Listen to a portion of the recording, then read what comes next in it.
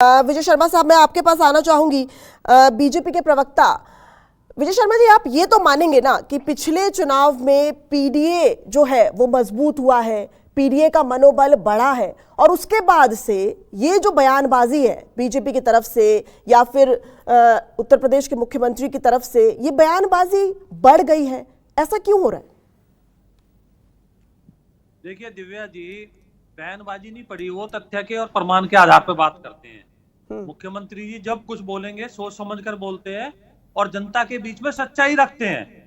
तो बटेंगे कटेंगे का तो इतिहास है, आप इतिहास पढ़ेंगे तो आपको समझ में आ जाएगी किस तरह से मुगलों ने हमें बांट के रखा था, किस तरह से अंग्रेजों ने हमें बांट के रखा था। तो हमें इतिहास से सीखने की जरूरत है। अब यहाँ आ जाइए, देखिए अभी ऋषिकेश जी और मानस जी ने जिस तरह से बातें रखी है, मुझे उसी पर ऐतराज है। वो कहते हैं कि वहां 50% मुस्लिम है, यहाँ कहते हैं जाट प्रत्याशी उतार दिया। तो हिंदुओं को किस तरह से बांटने की कोशिश की जाती है। हिंदुओं में जाट है, आपका ब्राह्मण है, बनिया है, कुर्मी है, इस तरह से बोला जाता है। जबकि मुसलमानों में क्या कम जातियां हैं? मुसलमानों में कितनी जातियां हैं आप मुझे बताइए। तो मुसलमान है, उनकी ना आप गिनती की बात करेंगे ना उनकी बटने की बातें करेंगे। तो ये जो जिस तरह की भाषा शैली इस देश में नैरेटिव फैलाने की कोशिश की जा रही है, हमें उस चीज से ऐतराज है। आप इस तरह की भाषा शैली मत कीजिए, आगाह रहिए। आज भगवान श्री राम के मंदिर में जो पूजा अर्चना हुई है कल, वो 500 साल के बाद हुई है। क्यों हुई है? क्योंकि हिंदू समाज बटा हुआ था।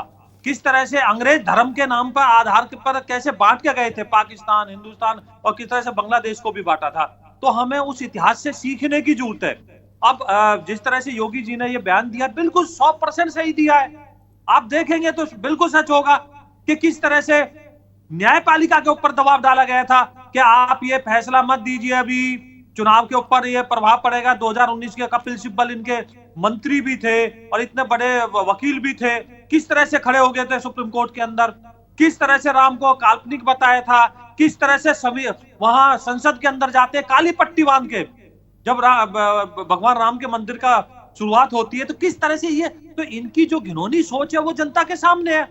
तो अब आप ये देख लीजिए कि हमें जो भी बात करनी है, क्योंकि योगी जी जो है वो बातें प्रमाण के साथ करते हैं, कहीं किसी तरह की इस तरह की उलूल जुलूल बातें या तुष्टीकरण की बातें वो नहीं रखते, वो समाज को जोड़ने की बातें करते हैं।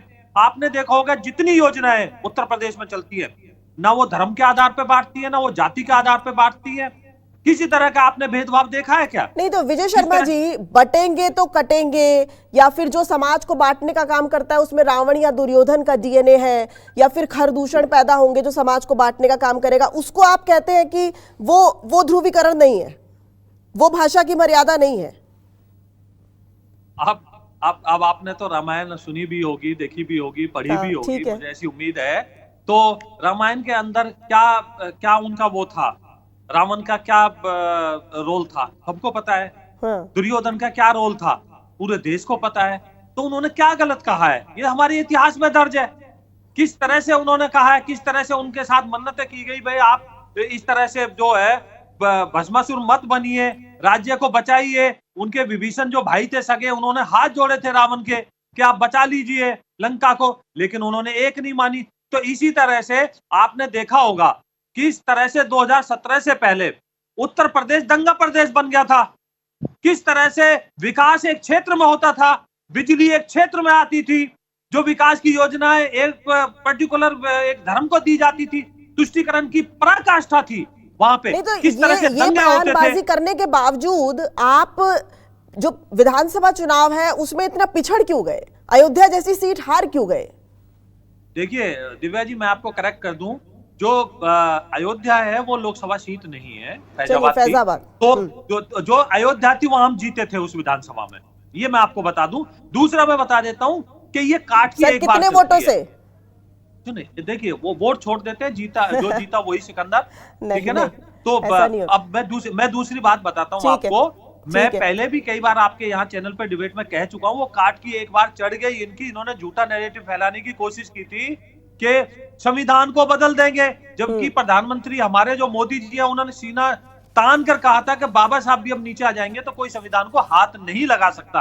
हम संविधान को मजबूत करने वाले लोग हैं, हाँ। तो वो काटकी चढ़ चुकी है। हरियाणा आपने देख लिया, हरियाणा इनका एपी सेंटर था सारे प्रयोगों का और सहयोगों का।